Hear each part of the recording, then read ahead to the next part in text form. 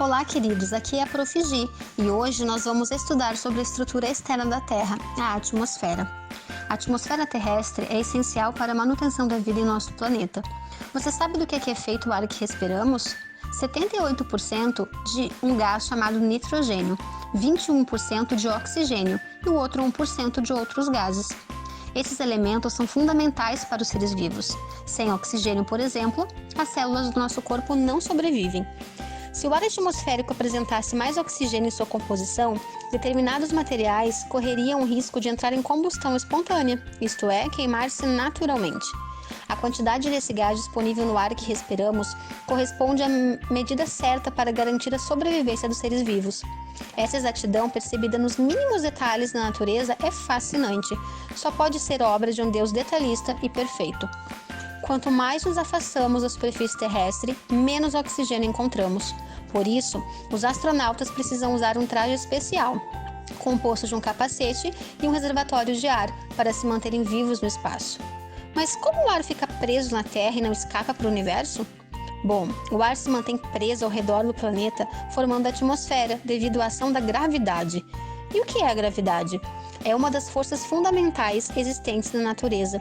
De forma simples, a gravidade é a grandeza responsável por definir o peso de um corpo, força vertical e para baixo, que nos mantém unidos ao planeta. Ela garante que não saiamos flutuando por aí.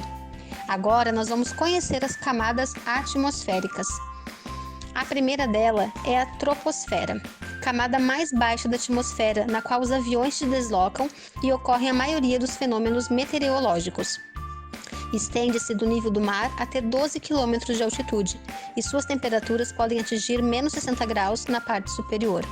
Depois temos a estratosfera, camada em que se encontra a camada de ozônio, que protege os seres vivos da ação dos raios ultravioleta emitidos pelo Sol.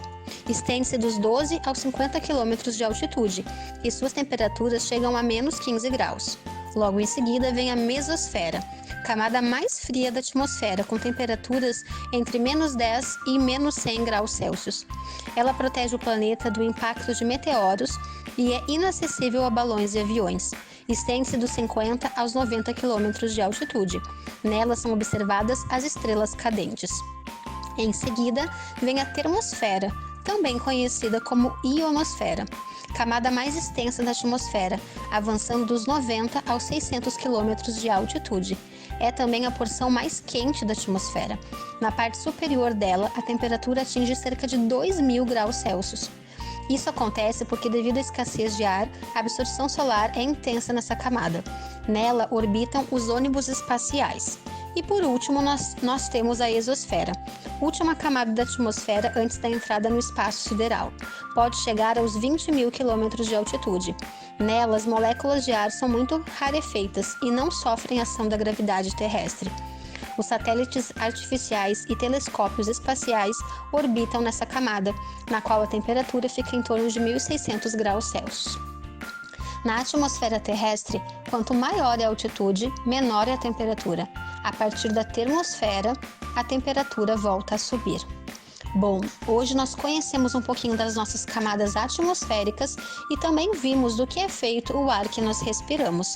Espero que você tenha gostado do que aprendeu. Beijinhos e até a próxima aula!